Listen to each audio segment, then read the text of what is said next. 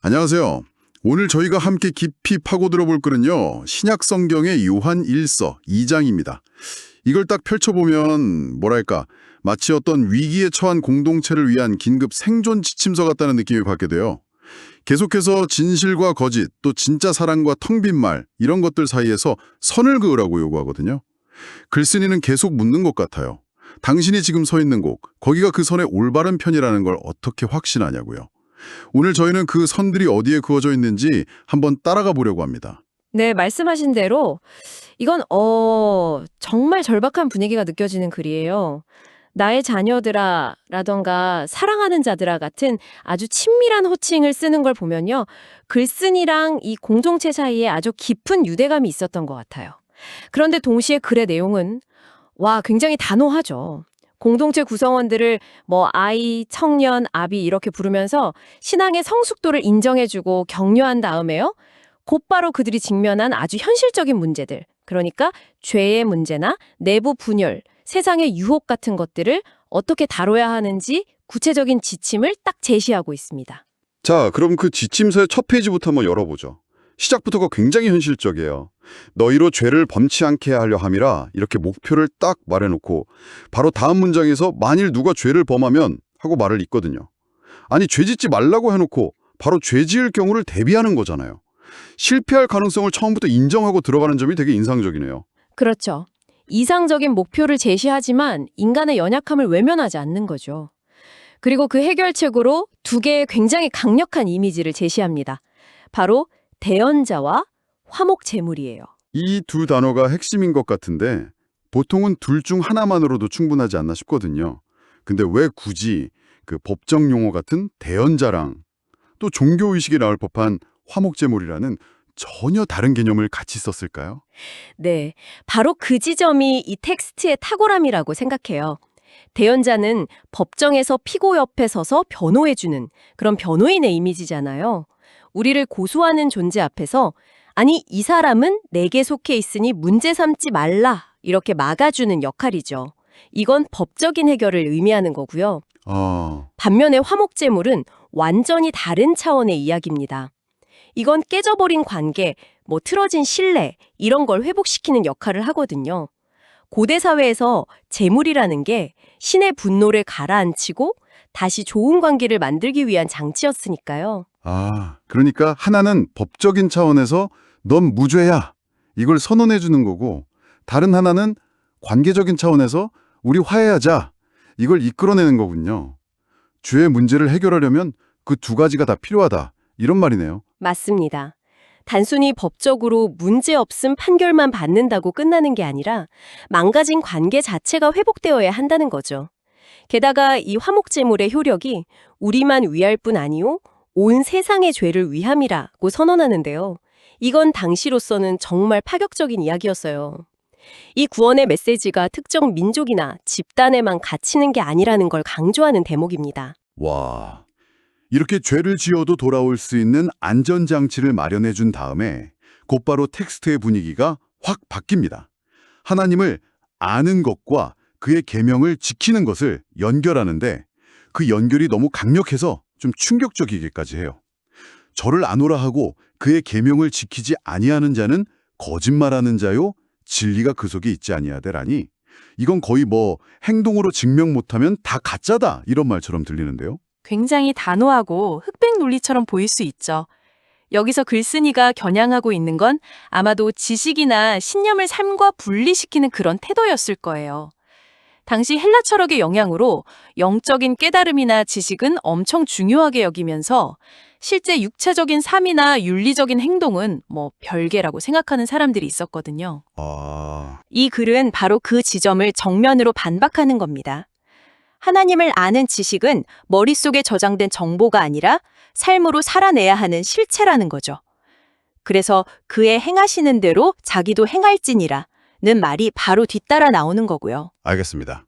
암과 행함의 일치를 강조하는 거군요. 그런데 바로 이어서 더 흥미로운 부분으로 넘어가요. 갑자기 새 계명을 주겠다고 하거든요. 그러다가 아니다. 이건 사실 너희가 처음부터 가진 옛 계명이다 라고 말을 바꿔요.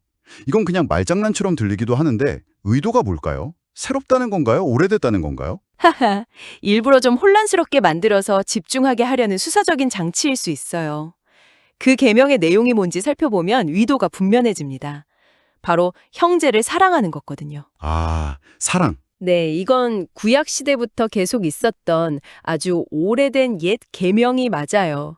하지만 예수의 삶과 가르침, 특히 그 십자가를 통해서 그 사랑이 도대체 어떤 것인지가 완전히 새롭게 조명되고 그 중요성이 극적으로 부각됐다는 점에서 새 계명이라는 거죠. 아, 내용은 같지만 그 의미의 깊이나 뭐랄까 실천해야 할 절박함의 차원이 달라졌다는 뜻이군요. 그렇습니다. 그래서 빛과 어둠이라는 강력한 비유를 사용하는 거예요. 형제를 사랑하는 건 빛 가운데 사는 증거고 미워하는 건 여전히 어둠 속을 헤매고 있다는 증거라고 말하죠. 심지어 어둠이 눈을 멀게 해서 자기가 어디로 가는지도 모른다고까지 표현해요. 사랑의 실천이 단순히 그냥 윤리적인 덕목이 아니라 그 사람의 존재 자체가 빛에 속했는지 어둠에 속했는지를 판가름하는 리트머스 시험지라는 겁니다. 사랑이냐 미움이냐가 존재의 소속을 결정한다. 와, 굉장히 근본적인 이야기네요. 그렇게 사랑을 강조한 뒤에 글쓴이는 다시 공동체 구성원들, 그러니까 자녀들, 아비들, 청년들을 부르면서 칭찬과 격려를 막 쏟아냅니다. 당신들은 죄사함을 받았고 태초부터 계신 이를 알았고 악한 자를 이겼다고요. 네, 그 부분을 보면 꼭 그 중요한 말을 하기 전에 분위기를 잡는 것 같은 느낌이 들어요.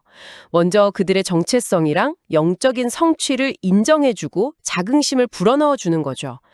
여러분은 이미 이렇게 대단한 사람들입니다. 라고 확인시켜줌으로써 뒤에 이어질 아주 어렵고 부담스러운 명령을 받아들일 마음의 준비를 시키는 단계라고 볼 수 있습니다. 그렇죠. 한껏 길을 살려준 다음에 나오는 그 어려운 명령이 바로 15절에 이 세상이나 세상에 있는 것들을 사랑하지 말라는 거군요. 누구든지 세상을 사랑하면 아버지의 사랑이 그 속에 있지 아니하니라고요. 이건 정말 엄청난데요. 아버지에 대한 사랑과 세상에 대한 사랑. 둘 중 하나만 선택하라는 거잖아요. 네, 타협의 여지를 전혀 주지 않는 아주 선명한 요구죠. 여기서 많은 사람들이 오해할 수 있는데 세상을 사랑하지 말라는 게 자연이나 문화 혹은 세상 사람들과의 관계를 다 끊으라는 뜻은 아닐 거예요. 저도 그게 궁금했어요. 세상에 있는 것을 육신의 정욕, 안목의 정욕, 이생의 자랑이라고 정의하는데 솔직히 이건 그냥 인간의 본성 아닌가요? 뭔가를 욕망하고 좋은 걸 보고 싶어하고 또 다른 사람에게 인정받고 싶어하는 거요. 이걸 다 버리라는 건 너무 비현실적인 요구 같아요. 아주 좋은 지적이세요. 그래서 이 구절을 문자적으로만 보면 극단적인 금욕주의로 빠지기 쉬워요. 여기서 말하는 세상은요, 하나님을 대적하는 가치체계 혹은 하나님 없이도 만족을 얻을 수 있다고 속삭이는 그 욕망의 시스템 전체를 가리키는 것으로 이해해야 합니다. 내 삶의 중심에 무엇을 놓고 살 거냐, 그 문제죠. 육신의 정욕은 통제되지 않는 자기중심적 쾌락을, 안목의 정욕은 눈에 보이는 걸로 만족을 채우려는 끝없는 탐욕을, 그리고 이생의 자랑은 자기 자신을 과시하면서 스스로의 힘으로 모든 걸 잃었다고 믿는 교만을 의미한다고 볼 수 있어요. 아, 그러니까 단순히 욕망 그 자체를 죄악시하는 게 아니라 그 욕망의 방향과 중심이 하나님이 아니라 자기 자신이나 세상적인 가치로 향해 있을 때 그걸 문제 삼는 거군요. 정확합니다. 그래서 바로 다음 구절에서 이 세상도 그 정욕도 지나가되 오직 하나님의 뜻을 행하는 이는 영원히 거하는 이라고 말하면서 일시적인 가치와 영원한 가치를 뚜렷하게 대비시키는 거예요. 어디에 인생을 투자할 거냐 선택하라는 강력한 촉구죠. 자, 이제 이야기는 더 긴박한 국면으로 접어듭니다. 글쓴이가 갑자기 아이들아, 이것이 마지막 때라고 선언하면서 적그리스도의 등장을 경고하거든요. 보통 적그리스도라고 하면 미래에 나타날 어떤 사악한 독재자 같은 단 한 명의 인물을 떠올리는데 여기서는 지금도 많은 적그리스도가 일어났으니 라고 복수용으로 말하는 점이 정말 특이해요. 네, 우리가 영화나 소설에서 접하는 그런 이미지와는 사뭇 다르죠. 이 텍스트에서 적그리스도는 특정 인물의 이름이라기보다는 하나의 유형을 지칭하는 용어예요. 22절에서 그 정체를 명확히 밝히죠. 예수께서 그리스도이심을 부인하는 자, 즉 아버지와 아들을 부인하는 그가 적그리스도라고요. 공동체의 핵심 현황을 부정하고 와해시키려는 모든 세력이 바로 적그리스도라는 겁니다. 그런데 더 충격적인 건 19절을 보면 이 사람들이 외부에서 온 침입자들이 아니라 원래 공동체 안에 있다가 나간 사람들이라는 거잖아요. 저희가 우리에게서 나갔으나 우리에게 속하지 아니하였나니 라는 구절요. 와, 이건 외부의 적보다 훨씬 더 상대하기 힘든 상황이었겠는데요? 그렇습니다. 바로 어제까지 함께 신앙을 고백하고 교제하던 사람이 갑자기 돌아서서 공동체의 근간을 흔드는 가르침을 퍼뜨린다고 생각해 보세요. 공동체는 엄청난 혼란과 배신감에 휩싸였을 거예요. 당시 공동체가 외부의 핍박뿐만 아니라 이런 내부 분열이라는 훨씬 더 심각한 위기를 겪고 있었음을 보여주는 대목이죠. 그런 혼란 속에서 사람들은 누구 말을 믿어야 할지 정말 헷갈렸을 것 같아요. 그렇다면 이 글쓴이가 제시하는 해법은 무엇이었나요? 이런 거짓 가르침에 맞서서 공동체가 의지할 수 있는 기준점 같은 게 있었을까요? 네, 그 해법이 20절하고 27절에 나옵니다.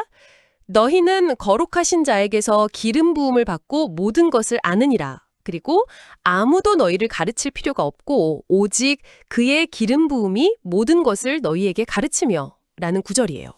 잠깐만요. 아무도 너희를 가르칠 필요가 없다고요? 이건 좀 위험하게 들리는데요? 그럼 뭐 교회 지도자나 교사도 다 필요 없고 그냥 각자 자기 생각대로 믿으면 된다는 뜻인가요? 자칫하면 더 큰 혼란을 낳을 수도 있을 것 같은데요. 네, 그 구절만 딱 떼어놓고 보면 그렇게 해석될 여지가 충분히 있죠.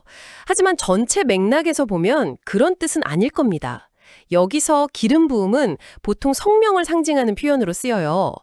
글쓴이는 공동체 구성원들 각자에게 진리를 분별할 수 있는 내적인 능력이 이미 주어졌다고 말하는 거예요. 외부에서 들어오는 새롭고 그럴듯한 가르침에 현혹되지 말고 너희가 처음부터 들은 그 복음의 핵심 진리를 굳게 붙들라는 거죠. 그 진리를 기준으로 삼으면 어떤 가르침이 거짓인지 스스로 분별할 수 있는 내적인 진리 분별력이 있다는 겁니다. 외부의 권위에 맹목적으로 의존하지 말고 너희 안에 있는 진리의 기준을 신뢰하라는 강력한 메시지죠. 아, 무조건적인 개인주의를 말하는 게 아니라 공동체가 공유하고 있는 그 핵심 진리에 근거한 내적 확신을 가지라는 의미군요. 맞습니다. 그 내적 확신이 거짓 선동으로부터 자신을 지키는 방패가 되고 더 나아가 나중에 그리스도가 다시 나타났을 때 그 앞에서 부끄럽지 않고 담대하게 설 수 있는 근거가 된다고 설명합니다. 그리고 이 모든 싸움을 이겨내고 진리 안에 거하는 자에게 주어진 최종적인 약속은 25절에 나오는 것처럼 바로 영원한 생명인 거고요. 자, 그럼 이 모든 내용을 종합해 볼 때 결국 이 텍스트가 우리에게 말하고자 하는 핵심은 무엇일까요? 죄의 문제로 시작해서 암과 행함의 일치, 형제사랑, 세상과의 단절, 그리고 내부의 거짓 가르침을 분별하는 법까지. 와, 정말 숨가쁘게 달려온 것 같아요. 이 글은 본질적으로 신앙 공동체를 위한 아주 날카로운 자기 점검 리스트를 제공하고 있다고 볼 수 있어요. 그리고 그 질문들은 굉장히 구체적이죠. 나는 하나님을 안다고 말하면서 그분의 뜻대로 살고 있는가? 내 옆에 있는 형제자매를 머리가 아닌 마음으로 그리고 행동으로 사랑하고 있는가? 또 내 시간과 에너지, 내 욕망의 방향이 결국 사라질 것들을 향하고 있는가? 아니면 영원한 것을 향하고 있는가? 이런 질문들은 2000년 전 그 공동체에게도 유효했지만 오늘날 정보와 유혹이 넘쳐나는 시대를 사는 우리에게는 어쩌면 더 절실하게 필요한 질문들일지도 모릅니다. 그러네요. 이 글은 특정 공동체에게 쓰인 오래된 편지이지만 오늘 이걸 듣고 있는 당신에게도 아주 직접적인 질문 하나를 던지고 있는 것 같아요. 바로 당신은 지금 어디에 거하고 있습니까? 하는 질문이죠. 빛 가운데, 진리 안에 또는 아버지 안에 거한다고 말할 때 당신의 삶은 그걸 어떻게 증명하고 있나요? 이 텍스트의 기준에 따르면 그 증거는 어떤 신비로운 영적 체험이나 거창한 선언이 아니라 어쩌면 오늘 내 옆에 있는 사람을 미워하지 않는 것, 세상의 자랑거리를 좇기보다 하나님의 뜻을 한 번 더 생각해보는 것 같은 그런 아주 사소하고 구체적인 선택의 순간들이 있는 것 같습니다. 그 작은 선택들이 모여서 결국 내가 어디에 서 있는지를 보여준다는 것, 한 번쯤 깊이 생각해 보시면 어떨까요?